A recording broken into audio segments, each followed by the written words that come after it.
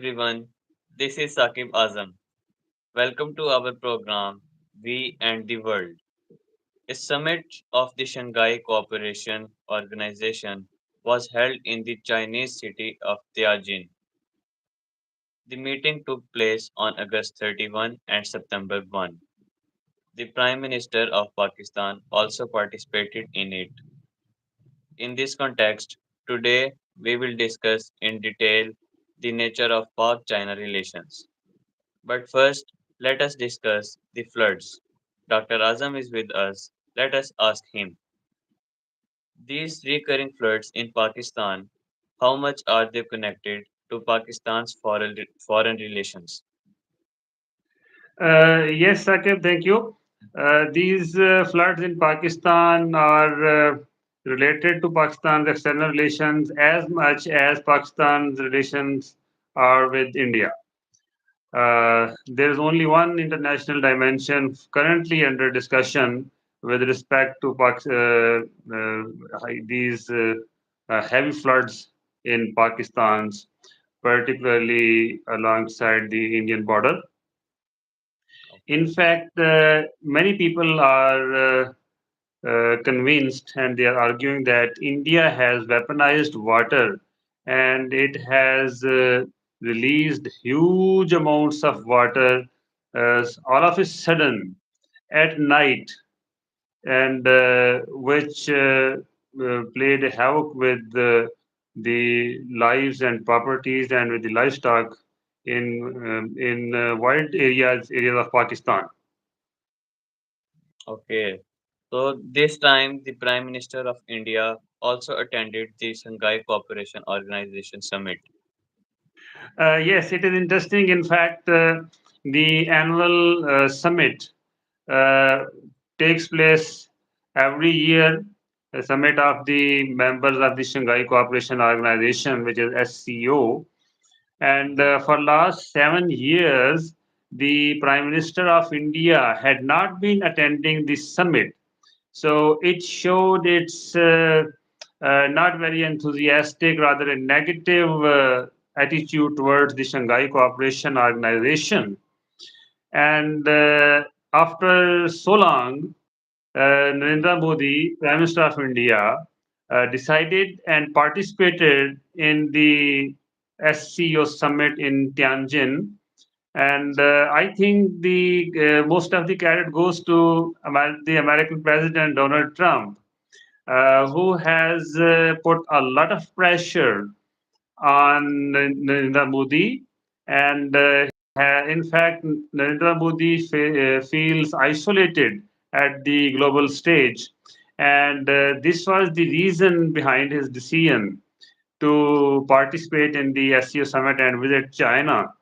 So I think the Chinese are well aware and they know it very well why Narendra Modi, in fact, visited Tianjin in China, and they were also not very enthusiastic about his visit because they know his real intentions and they know the real motives of the Indians, and they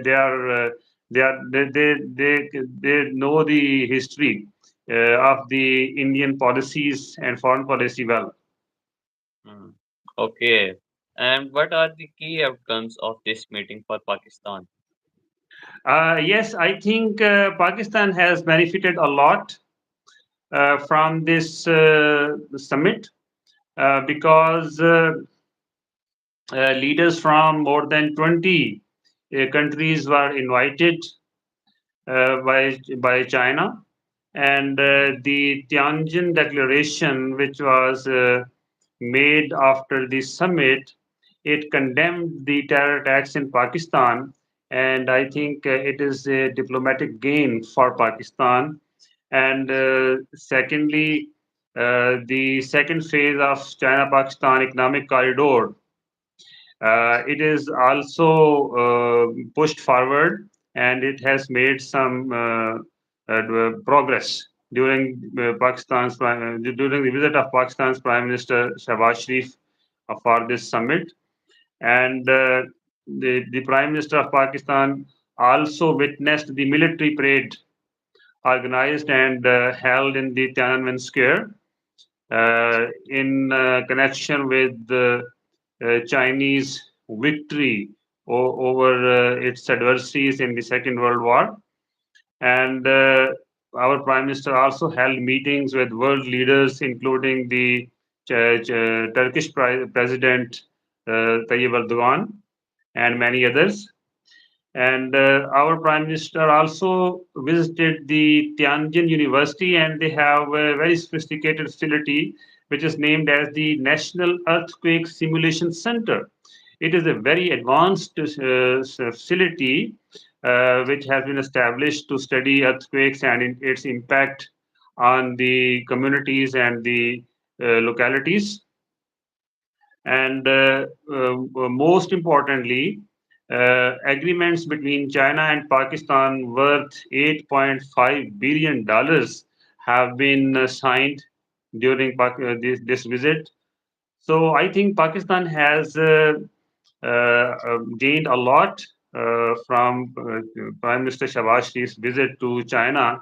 Some people they have, in fact, criticized that Pakistan was facing huge floods and the Prime Minister is visiting abroad, so it was not good. I think this time it was very important. It was very important for Pakistan not to miss the summit of the Shanghai Cooperation Organization, which has been held, because of several reasons. Primarily because India was going to participate. Narendra Modi was going to participate in the summit after 7 years. So, had Pakistan not participated, it would have reflected very badly on Pakistan, and it would have negatively impacted Pakistan's relations with China, which is our closest ally and which has always supported us. Exactly. And a recent research paper of yours on Pakistan's relations with China has also been published. Congratulations to you. Thank you. Yes, yes, I'm very happy. In fact, I have also received the complimentary copy. I can show it to the viewers. It's the name of the book is China's Globalization and the New World Order. It has been edited by Najmuddin Bakr and Adam Saud. And 15th chapter is mine. I can show you in the contents or in the on the page. I can show you the first page of my chapter. It is here. Its title is Will China Turn Out to be Pakistan, the East India Company, Assessing Strategic and Deterrent Factors. Hmm. So I'm happy that it has been published. In fact, the this chapter and this book remained in process for around 2 years. So it was a uh, very interesting academic activity.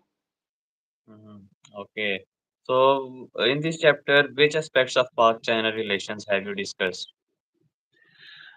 Yes, I have discussed the deterrent factors and the strategic implications for any bad move, any such move, if ever, which is not going to take place. It is hypothetical, in fact. So I have discussed the factors which deter the states, the nuclear states, particularly from occupying or making an attempt to occupy or conquer or invade other nuclear powers. Mhm. Okay. And what was the motivation behind it? Why did you feel the need to conduct Yes, yes. it? It is an interesting question. In fact, I think in 2023, yes, it was exactly the 8 and 9 May 2023. There was a conference held by the Department of History, University of Punjab, and but its theme was the connectivity between Central and South Asia. So I presented a paper on the security dilemma and its implications for the connectivity in this region. And at that in this conference and at there was another conference in Islamabad in the same year. It was organized by the Ministry of Planning and Development in collaboration with the Chinese Embassy in Islamabad. At that time, Hassan Iqbal was the Minister for Planning and Development. In fact, this conference was conceived by him. It was his idea. So it was organized in connection with the completion of 10 years of China-Pakistan Economic Corridor, CPEC. So it was a great conference, and it was held in a five-star hotel in Islamabad. So, in fact, the people in both of these conference during the sessions and during the question and answer sessions and at the tea breaks and lunch breaks, the people talked about the possibility that Chinese investments in Pakistan can prove to be another East India company. So, in fact, they were showing their concern that China may, in fact, exploit us. It may to take over Pakistan in future. So I thought I should address this question, this topic in detail. So I decided to write this chapter. So this Okay. was the Uh, motivation behind writing this chapter. yes. Are you talking about the same conference that had intense competition?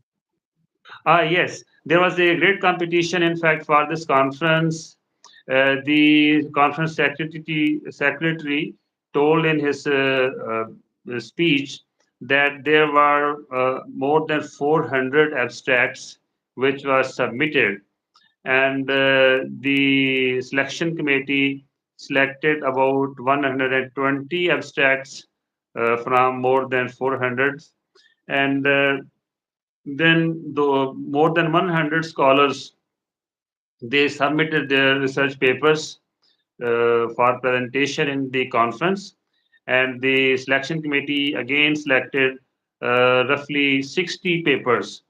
So you can say that more than 300 papers or 340 papers and abstracts were rejected, and only around 60 scholars they were invited to present their research in this historic conference. And it was a very luxury conference, in fact. And the guests from other cities they were provided accommodation in the five-star restaurant. And I asked one of the staff that how much rent this hotel is charging from the organizers, and he told me it is 66,000 rupees per night. So I was astonished. And similarly, I saw a bill. The organizer, sorry, the staff mistakenly made a bill. But when I was checking out, they handed over me to a bill. It was more than 18,000 rupees. So I asked them, what is this bill for? So he said, it is for your dinner that you did on the first night. So I said, the payments are to be made by the conference organizers. So then on telephone, he talked to his seniors, who told him that yes, they should not charge me. So, but I was surprised to know that just one dinner, it was charged more than 18,000 rupees. So it was in that sense, it was a very luxury conference. Okay. Okay. So, what are the factors working against China's domination over Pakistan? Yes, as I have mentioned and explained in this chapter, there are several things which go against the any possibility of Chinese takeover of Pakistan. For example, the theories of nuclear peace, the theory of nuclear peace, and similarly the theory of rational theory, rational thinking, and similarly the nature of Pakistan's relations with China and the nature of Chinese foreign policy, the way China has always helped Pakistan in the military sector and the defense Mm, sector. So all these things they explain and they help us understand that there's no possibility, almost no possibility, that China will ever make any move to take over Pakistan or exploit Pakistan in the sense as the Indian East Indian Company did with the subcontinent. okay, and which theories of international relations are important in this context? Yes, as I have already pointed out, the theory of nuclear peace and the rational theory. Both of these theories are discussed widely in the subject of international relations by the scholars and experts. The theory of nuclear peace means that the nuclear states do not invade each other.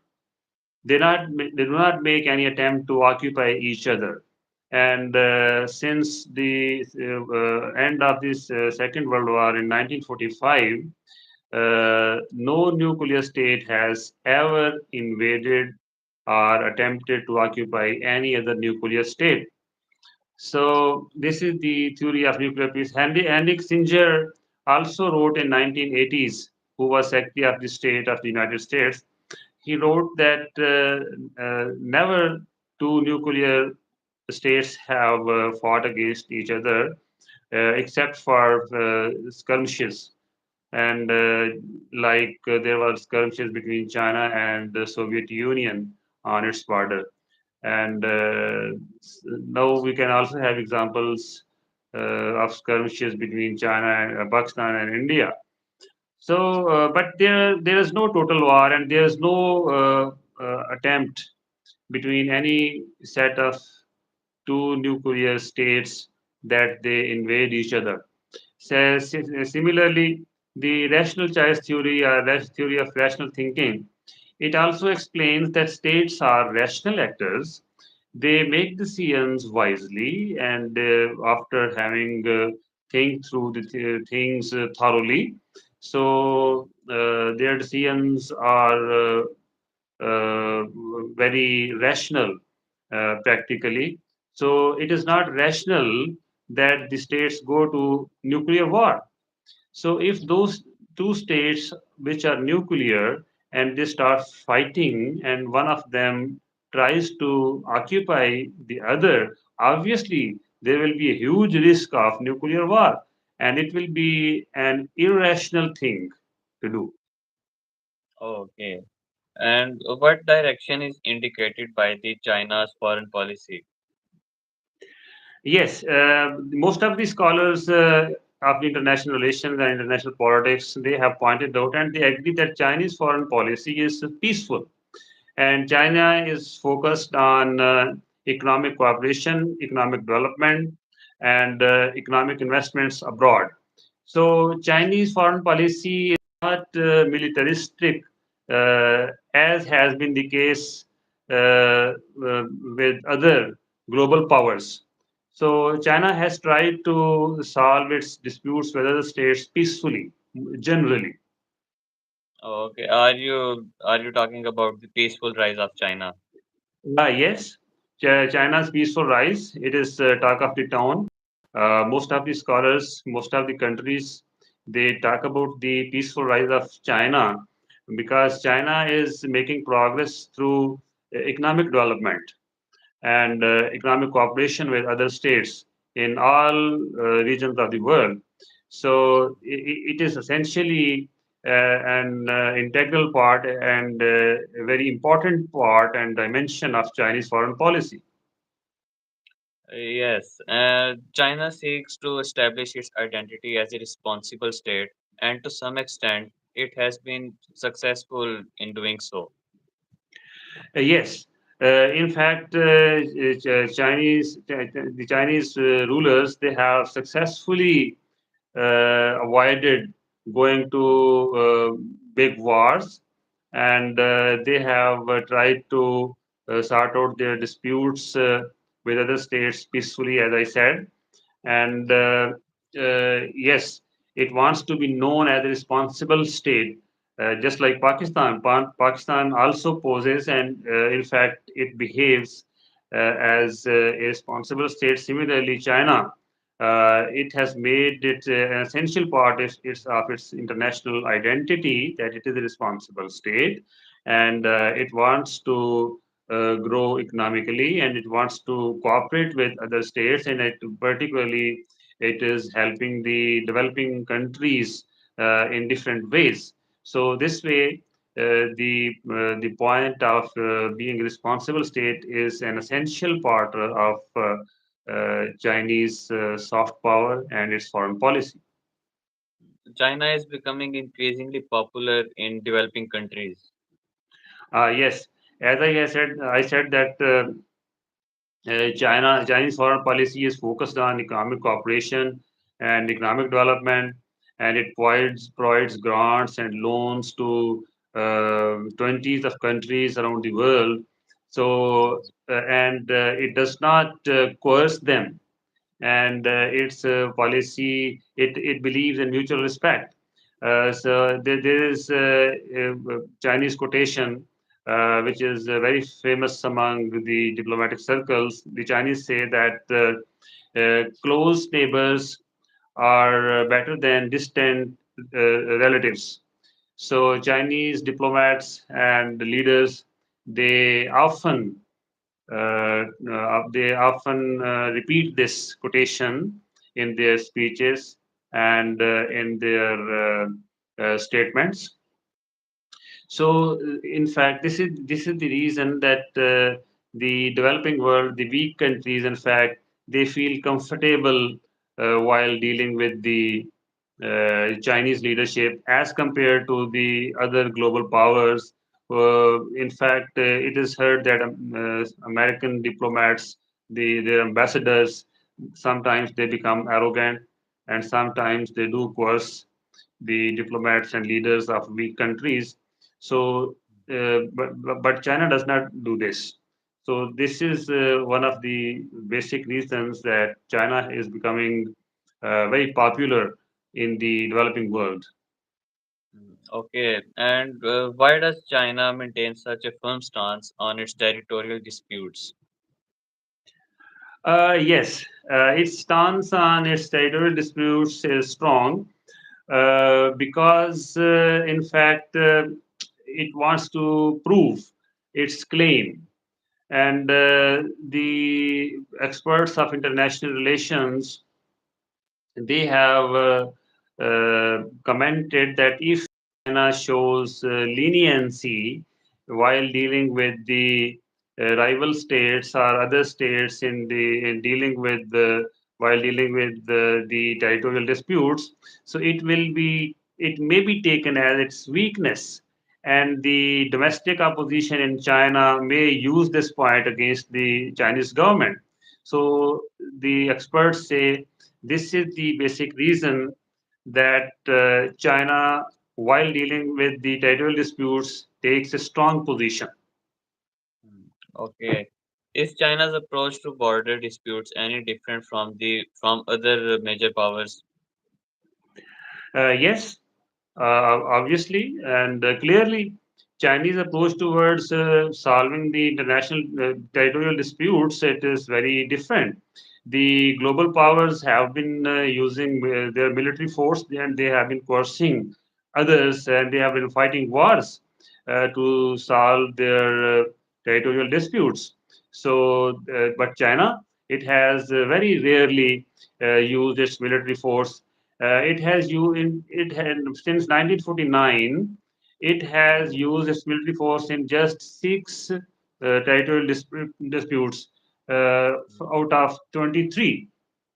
Mm, Is it had 23 territorial disputes, but it has used military force in only six disputes. So it has resolved 17 disputes peacefully. So it means that China's foreign policy is quite different than other global powers. Okay, so talking about the territorial disputes, does China exert pressure on its weaker neighbors?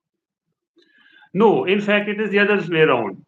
When it deals with the stronger strong countries who have strong military power, and at that time it asserts its claims more vehemently. But when it deals with the weak nations, it shows more leniency, and it is not as assertive as it is while dealing with the strong nations. Okay, under what circumstances has China used force in its territorial disputes? Yes, it has used military force when the other party has tried to use military force against China, and when the other party has threatened to use force against China. So, in these cases, but while dealing with the weak nations, China has not used, generally has not used military force. Okay, and yes, and the land. How much land has China acquired through military force? Yes, I was reading a research paper which I have also cited in my chapter. Hmm. China has gained just 3% of land out of its claimed territory by using force. So it is very minimal. It is not much, 3%. Okay, China is a socialist state. Is its foreign policy different from that of other socialist states? Yes, as I said, its foreign policy is different from other global powers. Its foreign policy is also different from other socialist powers, just like Soviet Union. The foreign policy of Soviet Union was very aggressive, and it occupied many states and territories, and it occupied the whole of Central Asia and the whole of the Eastern Europe, and it also occupied Afghanistan, but it had to go back. So similarly, other socialist states, relatively, they have also been aggressive. But the foreign policy of Chinese, as compared to other socialist states, has been quite peaceful. Hmm. But China's foreign policy is not like this, I think. Yes, in fact, uh, some of the scholars of international politics, they have made a mistake to yes, they thought the Chinese foreign policy would take the trajectory of the foreign policy of the United States. In other words, they thought the Chinese leaders will be as aggressive as the leaders of the Soviet Union had been. So, but it was a mistake on their part. So, in this chapter, I have cited Montano, a Western scholar, and I would like to read one of his paragraphs just to show how experts of international relations mistook Chinese intentions and Chinese foreign policy. So, I quote Montano in 1965 wrote, Hmm. it is curious fact. It is a curious fact that Pakistan's policymakers are unruffled by the apparent contradictions in Chinese foreign policy. Hmm. To non-communist Asia, Zhou Enlai has professed his complete faith in the principles of Bandung and the Panchshila, with particular emphasis on peaceful existence.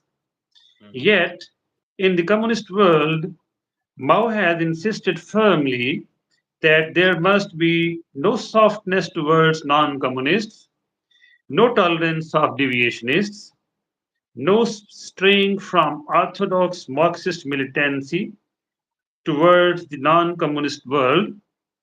And Montano further writes, the obvious contradiction between Sino Russian attitudes towards peaceful existence have made no noticeable impression upon Pakistani leaders.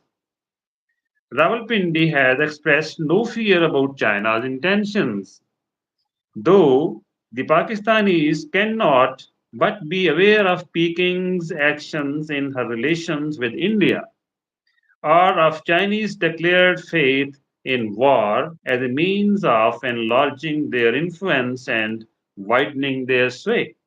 So Montano was warning, in fact, Pakistan and India as well. And he further writes, in Pakistan, there is no real fear of communist subversion. Perhaps Pakistanis believe, as do Indians, that people's China is primarily Chinese and only remotely communist. So, Montano further says, the South Asians hope naively that friendship and consideration of China's problems might make her a force for peace and stability in Asia, rather than the menace which the West has visualized. Mhm. The great danger is that Pakistan might be confusing short term gains with long range national interests. So here's Montano is warning in 1965. And he further says, in the process, Pakistan might be misreading Chinese intentions and objectives in South Asia. However, discomforting the thought may be, However discomforting the thought may be, Pakistan's future is linked to the destiny of the Republic of India in its long confrontation with the People's Republic of China to maintain the balance of power in Asia. And Montano says the risk of exchanging current frustrations for submergence in Red China's imperial designs are temporarily ignored by Rawalpindi. People's China can be expected to exploit Indian Pakistan distrust and reap the economic and political rewards that may come by extending her influence southward. So, unquote. So, these were the fears among the uh, Western powers and the scholars in the Western world, which they mentioned in their speeches and writings. And this was the mistake on their part. So, as the world saw, and as it is very clear that the Chinese foreign policy, particularly after Mao Zedong, has been quite peaceful as compared to other global powers. And yes, as Montano said, this is not how the trajectory of the Chinese foreign policy uh, went. Mhm. Okay. Thank you so much, dear listeners and viewers. It was a great discussion, and with this, we come to the end of today's program. Thank you so much. Thank you.